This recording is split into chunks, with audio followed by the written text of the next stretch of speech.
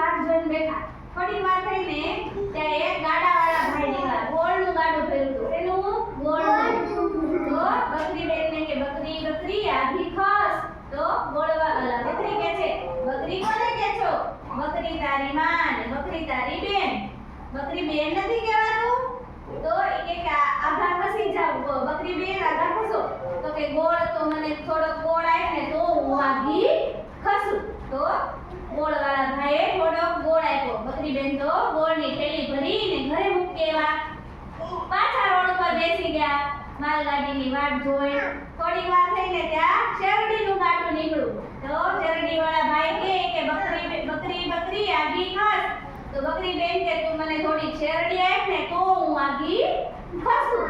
તો બકરી બેનને થોડી શેરડી આપી. તો બકરી બેન તો પાછી શેરડી ઘરે મૂકી આવ્યા. પછી બકરી બેન પાછા થોડી વાર થયું ને ત્યાં પાછા બેસી ગયા રોડ ઉપર. ત્યાં એક ટોપરાનું ગાડું નીકળ્યું. ટોપરાવાળા ગાડાવાળા ભાઈ કે બકરી બકરી આઘી ખસ. તો કે બકરી બકરી બકરી કોને કહે છો? બકરી તારી માં ને બકરી તારી બેન. બકરી બેન નથી કહેવાતું. તો ટોપરાવાળા ભાઈ કહે છે બકરી બેન આલ્યો થોડા ટોપરા આપો મારા રસ્તા ઉપરથી આગા ખસો. પછી બકરી બેનને થોડા ટોપરા આપ્યા. બકરી બેન તો ટોપરા ને શેરડી ને ગોળ ને બધું ઘરે મૂકી આવ્યા. પછી એને ટોપરાનું તો નળિયા બનાવ્યા. શેરડીના દાંડા હતા એનું એને થાંભલા બનાવ્યા અને એને સરસ મજાનું ઘર બનાવ્યું. પછી ઘરમાં બધા બચ્ચાને મૂકી અને બકરી બેન કહે છે બકરી બેન હું જાઉં છું ચરવા.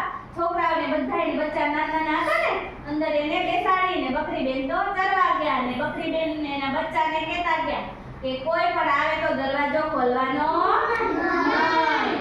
પછી એને એક ગીત ગાયા. બચ્ચાને કીધું કે ગોળ કેરી ભીતરડી શેરડી કેરા દાંડા ટોપરીએ તને ધારા બચ્ચા બાર ના ઉઘાડો તો જ ખોલવાનું નતર ખોલવાનું નહીં. બકરી બેન તો ચરવા ગયા. થોડી વાર લાગી ત્યાં સિંહ આવ્યો. પછી સિંહ ભાઈએ તો દરવાજો પકડાયો પણ બચ્ચાએ બારણું ખોલ્યું નહીં. કેટલી વાર સિંહ ભાઈ તો રાહ જોતા રહ્યા પણ બારણું ખોલ્યું નહીં. પછી થોડી સિંહ ભાઈ તો થાકીને વયા ગયા. પછી બકરી બેન આવ્યા. પછી બકરી બેને કીધું કે દરવાજો ખોલો. તો દરવાજો કોઈ ખોલ્યો બચ્ચાએ નહીં. પણ બકરી બેને શું કર્યું તું? ગોળ કેરી ભીતરડી શેરડી કેરા દાંડા ટોપરીએ શણગારા બચ્ચા બાર ના ઉઘાડો. પછી બચ્ચાએ બારણું ખોલીને બધાય બચ્ચા એની માને ભેટી પડ્યા અને